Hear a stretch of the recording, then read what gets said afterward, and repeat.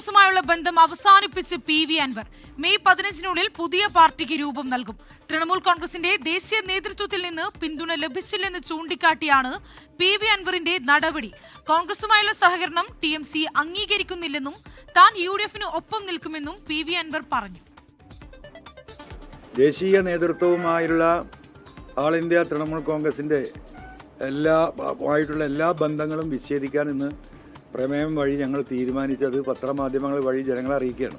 ഇന്ന് തൊട്ട് പൂർണ്ണമായും തൃണമൂൽ കോൺഗ്രസുമായുള്ള ബന്ധം വിച്ഛേദിച്ച് അടുത്ത മാസം 15-ാം തീയതിക്കുള്ളിൽ എല്ലാ ജില്ലകളിലെയും ജില്ലാ കമ്മിറ്റികളെ വിളിച്ചു ചേർത്ത് പുതിയ പാർട്ടിയുടെ പേരും നയരേഖയും ഒക്കെ ചർച്ചകൾ നടത്തി മെയ് 15-ാം തീയതിക്കുള്ളിൽ സംസ്ഥാനത്തെ ഒരു പുതിയ രാഷ്ട്രീയ സംവിധാനമായി സംസ്ഥാനത്തിന് പരമാവധി പരിഗണന നൽകുന്ന UDF-നോട് ഒപ്പം നിന്നുകൊണ്ട് ഒരു പുതിയ പാർട്ടിയെ രൂപീകരിക്കാനാണ് തീരുമാനിച്ചിട്ടുള്ളത്. വിവരങ്ങളുമായി വിപിൻ സി വിജയനാണ് കൊച്ചിയിൽ നിന്ന് ചേരുന്നത്. വിപിൻ, ഇന്നിതാ എല്ലാ ബന്ധങ്ങളും തൃണമൂൽ കോൺഗ്രസുമായുള്ള എല്ലാ ബന്ധവും പി.വി. അൻവർ അവസാനിപ്പിച്ചിരിക്കുന്നു. അതോടൊപ്പം തന്നെ അദ്ദേഹം പറഞ്ഞു വെക്കുകയാണ് മെയ് 15-നുള്ളിൽ പുതിയ പാർട്ടിക്ക് രൂപം നൽകും. വിവരങ്ങൾ എങ്ങനെയാണ്? ശ്രീനിധി, തൃണമൂൽ കോൺഗ്രസുമായുള്ള എല്ലാ ബന്ധവും പി.വി. അൻവർ അവസാനിപ്പിച്ചിരിക്കുന്നു. തൃണമൂൽ കോൺഗ്രസ് അദ്ദേഹം വിട്ടിരിക്കുന്നു. ഇന്ന് തൃണമൂൽ കോൺഗ്രസ് കേരള ഘടകത്തിന്റെ യോഗം കൊച്ചിയിലുണ്ടായിരുന്നു. ഈ യോഗത്തിലാണ് ഇങ്ങനെ ഒരു തീരുമാനം എടുത്തിരിക്കുന്നത്. അത് ഏകകണ്ഠമായി എടുത്ത തീരുമാനം എന്നുള്ളത് കൂടി പി.വി. അൻവർ പറയുകയാണ്. TMCയുടെ ദേശീയ നേതൃത്വത്തിൽ നിന്ന് വേണ്ടത്ര സഹകരണം ലഭിക്കുന്നില്ല.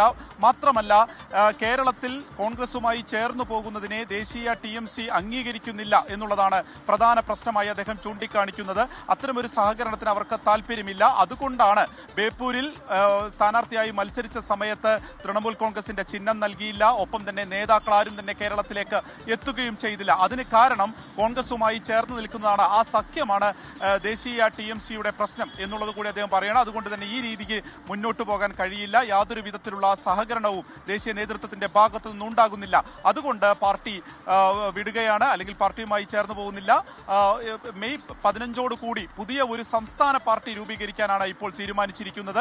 ഇപ്പോഴുള്ള എല്ലാവരും തന്നെ ആ പുതിയ പാർട്ടിയുടെ ഭാഗമാകും. അതിന്റെ പേരും മറ്റ് നയരേഖകളും എല്ലാം തന്നെ ഈ മെയ് 15-ന്റെ ഉള്ളിൽ തന്നെ പറഞ്ഞുവിടും. ഒപ്പം തന്നെ DMK പാർട്ടി രൂപീകരിച്ചിരുന്നു. അങ്ങനെ DMK-യിലേക്ക് ഒരു മടങ്ങിപ്പോക്കില്ല, അല്ലെങ്കിൽ DMK-യുമായി എന്നുള്ള പേരിലായിരിക്കില്ല. ഇനി പുതിയൊരു പാർട്ടി, പുതിയൊരു ചിഹ്നം എന്നുള്ള നിലയ്ക്കാണ് അത് പറയുന്നത്. UDF-മായി ചേർന്ന് പോകുന്നതായിരിക്കും ആ പുതിയ പാർട്ടി. രാഹുൽ ഗാന്ധി മുന്നോട്ട് വയ്ക്കുന്ന മതേതര രാഷ്ട്രീയം തന്നെയാണ് ഏറ്റവും പ്രധാനമുള്ളത്. അതിന്റെ ആ പോരാട്ടത്തിനൊപ്പം തന്നെ പിണറായി സത്തിനെതിരെയുള്ള ഒരു പോരാട്ടത്തിൽ കൂടുതൽ ശക്തിയാവുക UDF-നെ എന്നുള്ളതാണ് ഉദ്ദേശിക്കുന്നത് എന്നും പറഞ്ഞുകൊണ്ടാണ് ഇപ്പോൾ വളരെ സുപ്രധാനമായിട്ടുള്ള ഒരു രാഷ്ട്രീയ തീരുമാനം പി.വി. അൻവർ എടുത്തിരിക്കുന്നത്. ഈ തൃണമൂൽ കോൺഗ്രസ് വിട്ടതോ അല്ലെങ്കിൽ അതുമായി ബന്ധപ്പെട്ടതൊന്നും തന്നെ ബേപ്പൂരിൽ ഒരു ചലനവും സൃഷ്ടിക്കുകയില്ല എന്നുള്ളത് കൂടി അദ്ദേഹം പറഞ്ഞു വയ്ക്കുകയാണ്. ശ്രീനിധി,